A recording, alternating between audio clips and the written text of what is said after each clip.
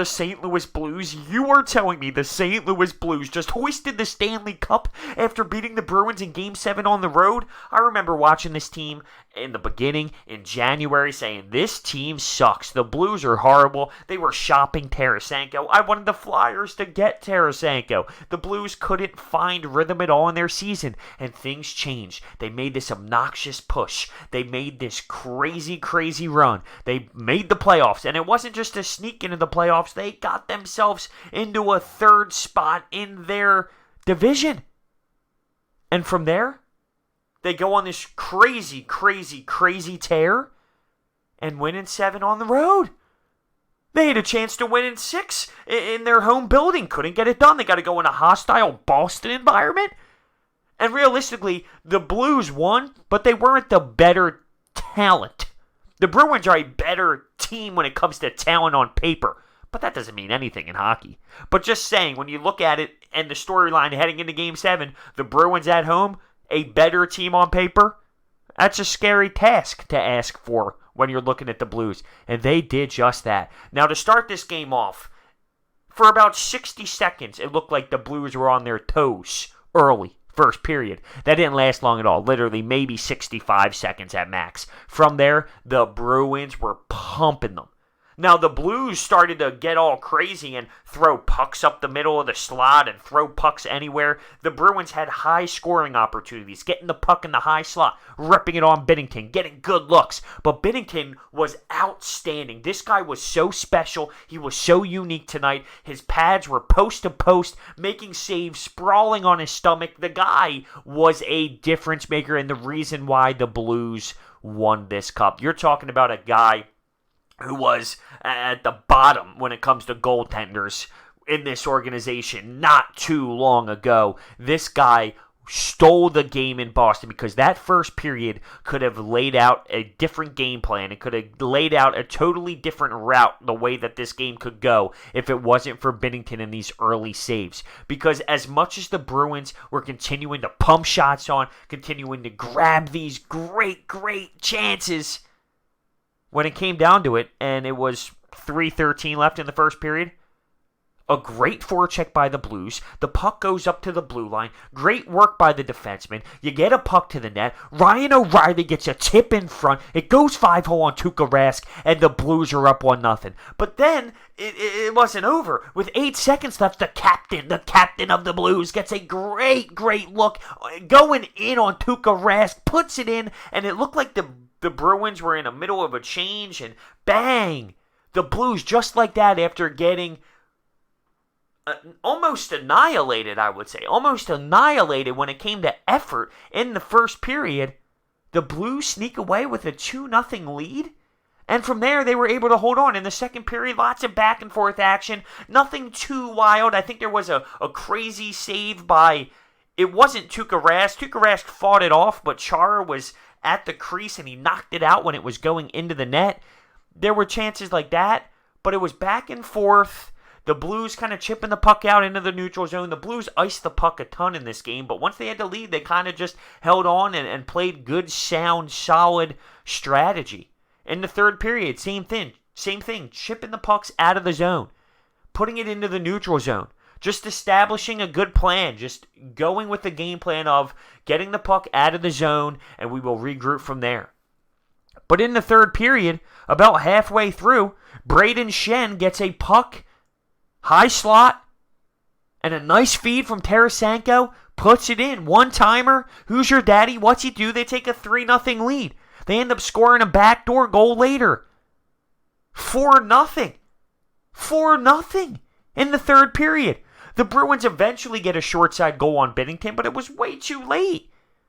Ryan O'Reilly with 2 points. Schwartz with 2 points. The captain with 2 points. The Blues went into their building and executed. It didn't start out pretty, but I had a feeling whoever would score the first goal would win the game just because of the pressure. You're down, the pressure gets to you. Maybe you hold the stick a little too tight. Maybe you think too much with that play. Or maybe you think too much on a specific place to go with the puck. Should I get it deep? Should I try and force something on a 1-on-2? You don't think clearly because you're just clenching, if you will, because you're down. And the Blues snuck away with that first period because of Binnington, and that changed the outcome of the rest of the hockey game. You got to give credit to the Bruins. You have guys like Zdeno Chara, who I respect so much, playing with that broken jaw in the bubble. Patrice Bergeron. I respect the hell out of the Bruins. Tuukka Rask, who played his ass off all series long. But they fell short. And it's just fitting. It's fitting that the Blues win on the road. That's their 10th road win of the playoffs. That ties records. That's almost ridiculous to think of. To win that many times on the road. And to be that poor, honestly, on your home ice. But congrats to St. Louis. Now, let's get to this ceremony. That was the worst ceremony I've ever seen. The captain gets the cup. And maybe it's because last year was Ovechkin and that was so overblown with his excitement. But it was a woo, woo. Handed it right off. Listen, I'm no cup expert, all right? But you get the cup. You start waste. Yeah. Throw in a couple effing rights, boys. And then you pass it off. You pass it off. Maybe there was one or two guys that gave me that type of effort with the cup raise. I was very disappointed. Now, I still had the chills. I still shed a couple of tears. There's something when it comes to me and the cup lifting that just gets me. Because if you follow me on Twitter, I tweeted this out. I'm 5 years old. I mean, come on. Every day before dinner, I won the cup in Game 7, and I scored the game winner. Who would have thought? But I was so underwhelmed with the cup raise, the original.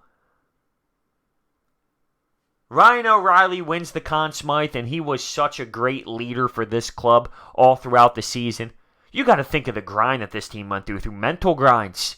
You're garbage, essentially, in January. And you really do make a serious push of this thing and win the Stanley Cup. Win the Stanley Cup. Not make a nice run in the playoffs. You're hoisting it. You're champions. First ever for this city. They kept going back to St. Louis. Let's check in with the St. Louis fans. Wow, big eruption.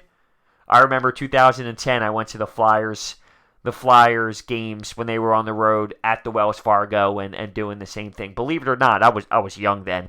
You could pause on a commercial. The Flyers had a commercial. I know I'm getting sidetracked here, but it was the Flyers fans erupting when they were playing the Chicago Blackhawks, but they were in Chicago and we were erupting in Philadelphia. If you pause the TV at the time of the commercial, you can see a younger me with my shirt off, banging on the glass, with my body just on the glass, going crazy. My mom was very proud of me at a young age, showing my fandom. But back to this. You got to give credit to this Blues team. All series long, for the most part, they shut down that Bruins top line. That Bruins top line could not get going. But what is that team without Brad Marchand, Patrice Bergeron, Pasta? What is that squad? That's where they generate. Now, their fourth line, their role players, yeah, they were something all series long. And you put it in perspective here. Here's a big momentum shift. When that Braden Shen goal happened, Nordstrom had a outstanding opportunity. Binnington puts both of his pads to the post, makes a ridiculous save. The puck goes the other way. Tarasenko finds Shen and he puts it in the back of the net. But that's the difference, and that's a role player for Boston, and they stepped up big time when the top line didn't. And I know they didn't have the greatest game today when you look at plus minus and all, but throughout the series, that was a big factor with the Bruins role players because the Blues did such a great job at shutting down those top players that produce all the time. But when Nordstrom got stopped and the Blues went down and scored, man, that's the difference in this hockey game. One team doesn't execute, the next team does. Beautiful. And now there's no more hockey, which is sad. But I wouldn't have asked for anything better. A Game 7 to hoist the Stanley Cup, it really doesn't get much better than that. And to see a refreshing new team win it, not that hockey has consistent squads in it over and over again, but you don't see the St. Louis Blues win the Stanley Cup. You don't see this type of storyline. So kudos to them. Respect the Bruins for their season. They had a great run. I like a lot of their defensemen. I like Charlie McAvoy. I think he's going to be just outstanding throughout his career. I like what Torrey Krug brings to the table. I like players on them. Hockey's weird for me because playing it for so long and having friends in the organizations and at the NHL level, when it comes to fandom, it's a different feel for me, and it's weird, and it's weird. It's hard to explain. But it's not the same as watching football or watching basketball. It's a different type of connection to the game. So it's an odd thing, and it's hard for me to describe. With that being said, though, let me know your thoughts down below on St. Louis winning the Stanley Cup. See you next time.